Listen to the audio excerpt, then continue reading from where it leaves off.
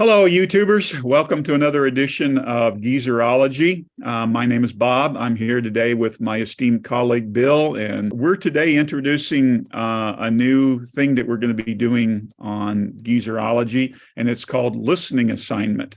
And what we're going to be doing is we will all take turns picking out a piece of music or an album or something and challenging one of our colleagues to listen to it and to give their reaction to it. And I have the honor today of debuting this. And I'm going to I have asked Bill to listen to an album from the old British pop group, the Dave Clark Five. And it's going back all the way back to 1964/1965. And that's been Bill's listening assignment. The album is called Coast to Coast. And I picked now, let me preface this before I throw it to you, Bill. Okay. I was aware of the Dave Clark Five, but never dug deep in, to their music. And about a month or so ago, I came across an article written about this album, and in particular, one of the songs on the album. And I read the article, and it kind of intrigued me. So I went and I listened to the album, and what I heard was not what I was expecting. So when we came up with this listening assignment challenge, I thought, hey, this would be ideal for Bill. Bill is a very erudite individual and digs really deep into his music. So I challenged Bill to listen to this because I wanted to see if he was going to pick up on the same thing that the author of this article wrote when he was dissecting this album and the one particular song. So I'm kind of interested to see if Bill, with all of his knowledge and his ability to delve deep into the meaning of a music and how it's put together, if he's going to see the same thing. And so I say this with all love and respect, Bill. You never would have made it on American Bandstand when they did the Raider record thing, because the normal response was, oh, it's got a good beat, and Bill would never be able to dumb it down that much. So anyway, Bill, I've challenged you to listen to Coast, so I'm anxiously awaiting to hear what you think.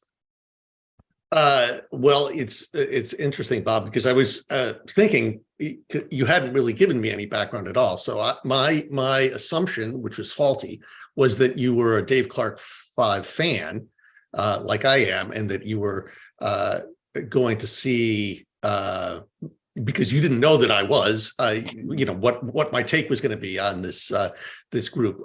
So the Dave Clark Five, a London band from 1964 and 5. Those were their imperial years, and this Coast to Coast record comes out of I think in 1960, late 64, early 65. The thing about the record is similar to most of their stuff that I really like, is that those 2 years are the years that you really need to care about. So 64 and 65. They were essentially kind of in parallel with a certain band from Liverpool that was well known for going over to Hamburg and coming back and kind of breaking through. And of course, I'm talking about the Swinging Blue Jeans with the hippie shake was their big breakthrough. No, it was the Beatles too. Yeah, they were there as well. And if you listen to Coast, you will note that there is one song, and I pray that this is the song that you're talking about, because the leadoff track is Any Way You Want It, which is a fantastic record, fantastic song. And it's, yeah, thank God, because if it's some of the others, the problem that I have with the Dave Clark Five is that their parallel approach to the Beatles is, and it's not that they were copying the Mersey beat sound with their Tottenham sound down in London. It was more like the sound of their ballads was like all of those songs that I consider ones that I would skip on a hard day's night. So I could listen to the This Boy or something that the Beatles would do, and it would be okay, but I don't need to hear it again and again. Their upbeat songs are what I really loved. And the Dave Clark Five's upbeat songs are fantastic, because Dave Clark, their drummer and leader, is, he is essentially playing the lead instrument. I mean, he is wailing away on the drums and they've got a very underrated singer, Mike Smith, who's on keyboards, and they deliver this song Any Way You Want It.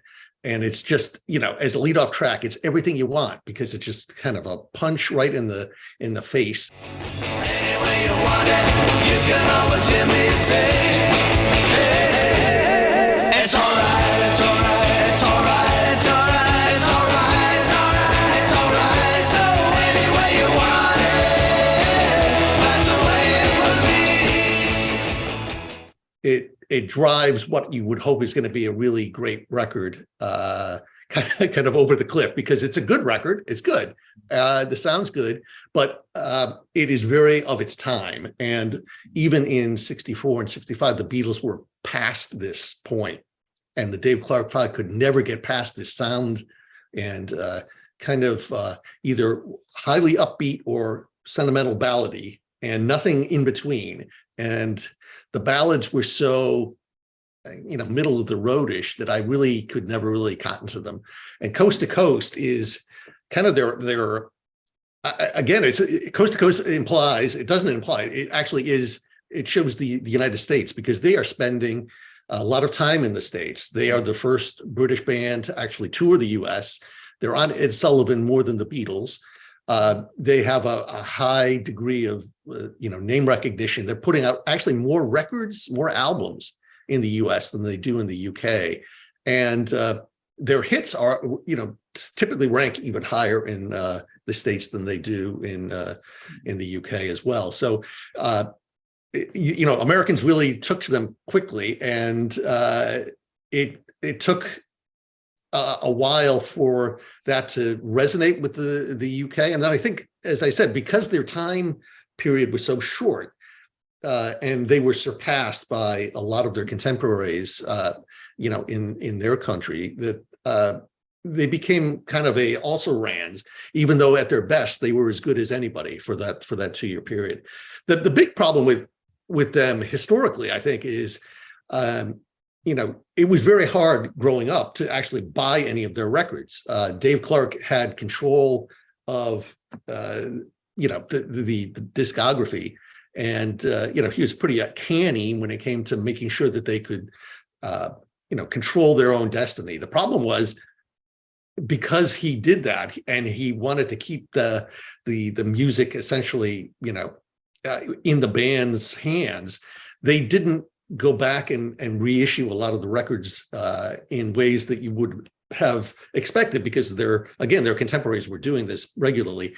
They never really did that. So until I think maybe even 2000, late 90s, it was when you could start to get vinyl and even CDs that have Dave Clark's materials.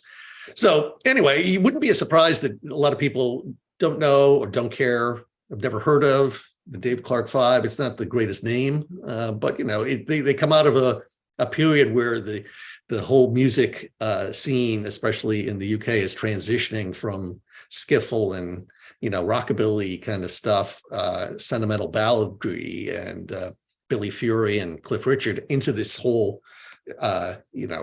revved up generation that's going to include bands like the Stones and the Kinks and the Who and all of the other British invasion acts, but the Dave Clark Five should be right up among them. They're probably in that second tier, with the Searchers. I mentioned the Swinging Blue Jeans as kind of as a joke, but there's a whole cadre that was in that 64 to 65 period that really got all wiped away once 66 happened. I mean, once the Beatles dropped Revolver, nobody was going to catch up to them. So anyway, I do love this record, especially the first track, as I said, Any Way You Want It. The thing I would also note is, it's not just me who loves it. The Ramones, one of my favorite bands, their last show, their last song they ever performed was Any Way You Want It. And they had Eddie Vedder come out from Pearl Jam and join them on the song. It's fantastic. It's also on Kiss 2, the live record, I think. And Tom Petty has covered it. There's great versions of that too. So it's a great song. Everybody who knows it would consider it an essential part of the rock canon. The rest of the stuff, take it or leave it. The good thing is it's 21 minutes to play this record. So, I mean, it's not like it's going to cost you an arm and a leg time-wise. Right. Yeah. Bill, you nailed it.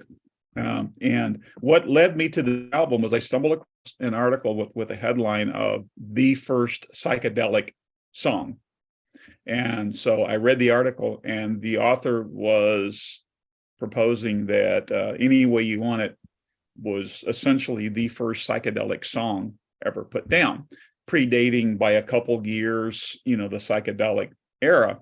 And so that I thought, okay, this sounds kind of interesting. And he mentioned in there about, Dave Clark 5 having more appearances on Ed Sullivan than anybody else, and a lot of this. So I went and listened to the album, and I was really blown away by it. And like I said, I knew the Dave Clark 5, I knew who they were, Having a Wild Weekend, their movie and all that kind of stuff. But they got eclipsed by the Beatles and everything else. So they were just Dave Clark 5. I remember them being around.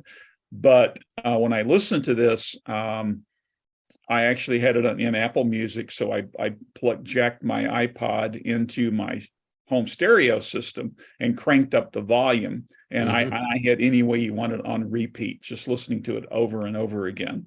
And like you mentioned, it's a short album. A lot of the songs are under 2 minutes, and it's a fantastic opener. I think it kind of drops off in the middle part of the album, but then the closer, Good Time Woman, has got some incredible frenetic guitar work on it, that was, I think, ahead of its time.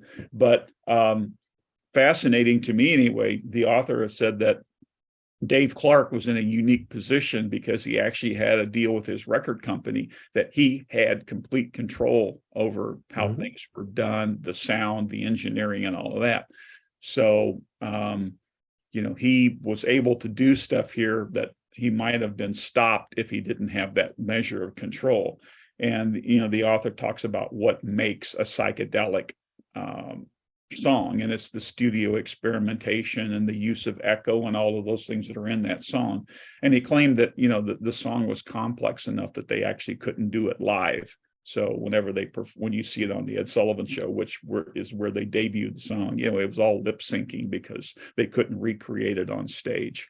So I just found that kind of fascinating, that they were claiming that to be one of the first psychedelic songs. And after having listened to it, I think I would tend to agree with the way it was produced. And then I was actually kind of captivated by the driving force of the drums and their music. And so, they had some good stuff going on. And I thought, with your music knowledge and the way you dig into stuff, I was kind of curious to see if you were going to pick up on what this author said, and looks like you did. So, I was really impressed by the album, much more so than I thought it was going to be. So, anything else you want to add about the Dave Clark 5 before we check out? No, except, I would stick with the singles. Their singles are great. The other stuff I'm not crazy about. But the sound is amazing. So it's like if you want a jackhammer to your head, that's what Dave Clark sounds like. It is a stomper, and it's really odd because nobody else sounds that loud until the Who, maybe. Anyway, so good stuff. Thanks for the assignment. I appreciate it. When I ran it through, my big old floor, solid wood floor Sansui speakers, it was pounding the house, and had an unhappy wife there for a while. So. All right, great. Well, hey, I hope you've kind of enjoyed this new segment to our presentations, and we're going to have some more of these coming up next week. I know Scott's challenging me to listen to something that has never really been in my wheelhouse, so to speak. So that's my challenge, and we're going to be doing that next week, and we'll be doing more of these down the road. So thank you for watching. Please check in on our Geezerology presentations. If you like what you see, hit that subscribe button. And as always, we're always welcome to comments, positive, negative. Tell us what you like, what you don't like. And again, thank you very much for watching and listening. Take care now.